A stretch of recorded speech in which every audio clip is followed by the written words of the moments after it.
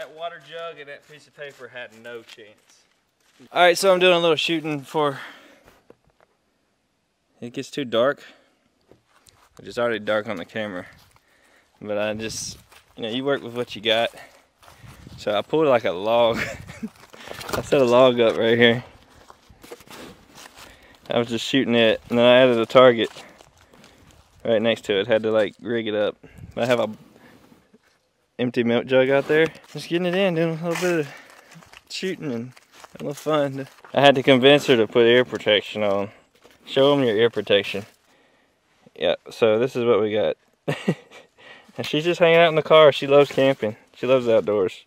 But she said something like that, like how much you love the outdoors. Is that what you said? No, I said I did. Oh, she didn't. But we got her in the car at least. She said she don't mind seeing it from the car. Got a little fire. All the firewood out here is like rotted, so I got it going, and I'll build it back up in a minute. But right now I'm just shooting a little bit, having a little fun. All right, so I'm gonna start like right here, shoot that target once, and then I'm gonna run over here and shoot that jug twice. Let's see.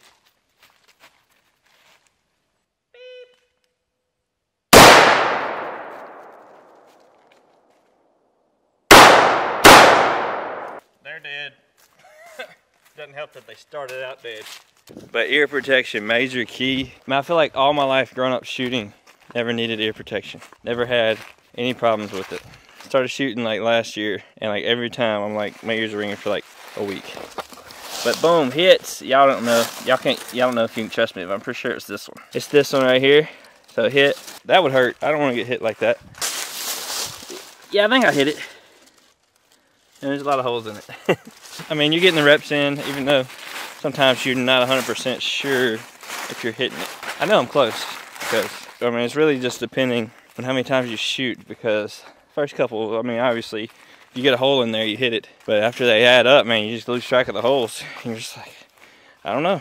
All right, so I don't have an out-of-the-waistband holster, so I'm just going to treat this one as an it's going to go over here.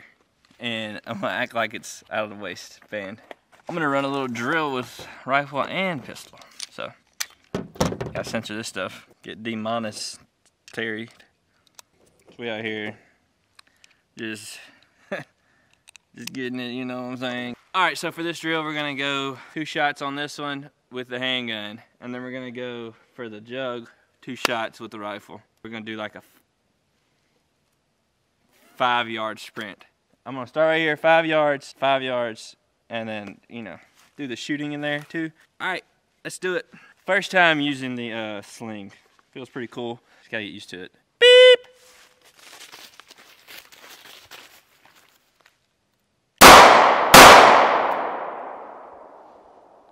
Safety first.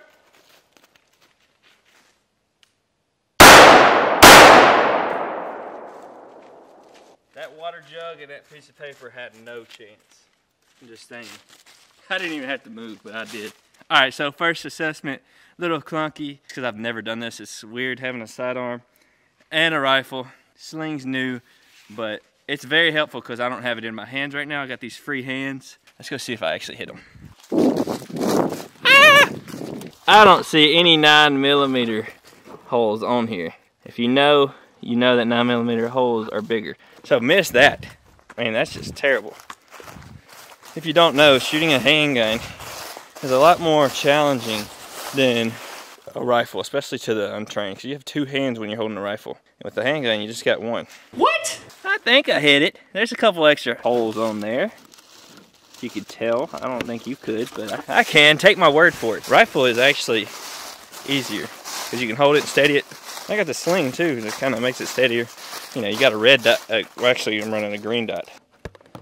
Yeah, it's got a green dot in there, bro. You know, we're just shooting irons on the handgun. And, you know, when you pull a handgun, especially on a smaller one like I have, my hands are a little too big for it, so it's kind of harder to control.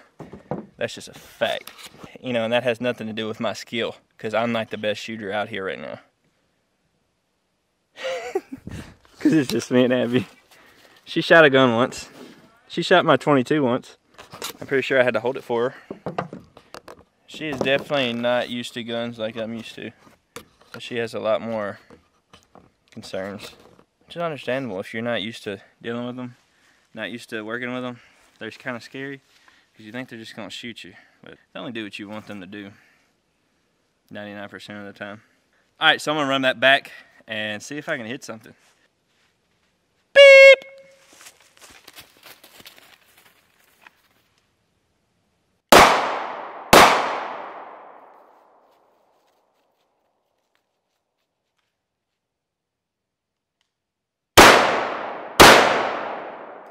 All right, so I actually hit the first target with the handgun this time.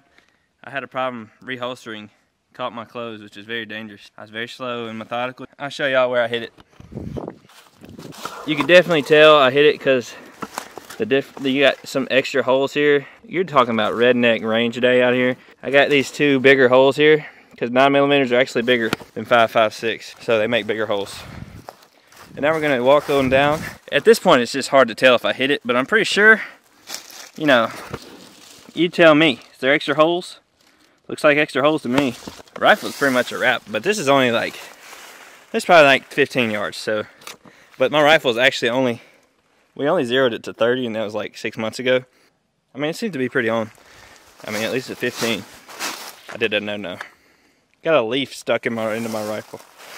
I mean, this one's not set up to be long range by any means. I do want to get an LPVO to put on it, but I'm actually liking how it's running today. If you don't know, I actually did a video when I first got the AR showing about it, but it is a PSA 15.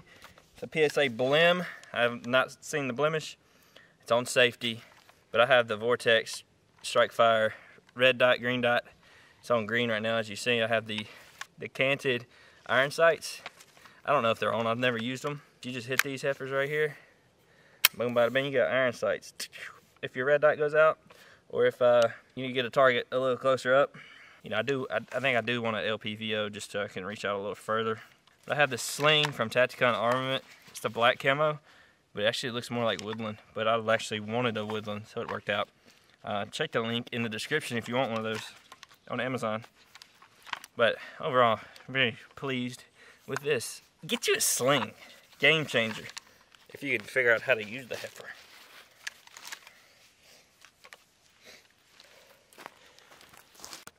Alright, so this time I'm going to try these iron sights out. I'm just going to shoot that target and see what happens. The thing about it is, with these iron sights, I mean, just basically getting you to point your rifle in the general direction. If it's something that close, you're going to probably hit it. You know, it's a big target too.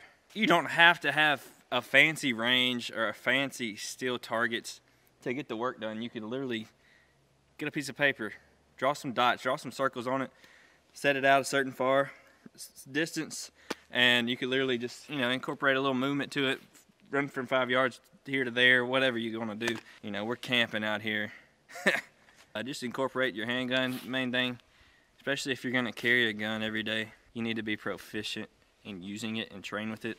Especially with the, you know, if you're still carrying, you want to get the part of pulling your shirt up. I'm not super accurate with my handgun. It's a lot easier to shoot with the rifle.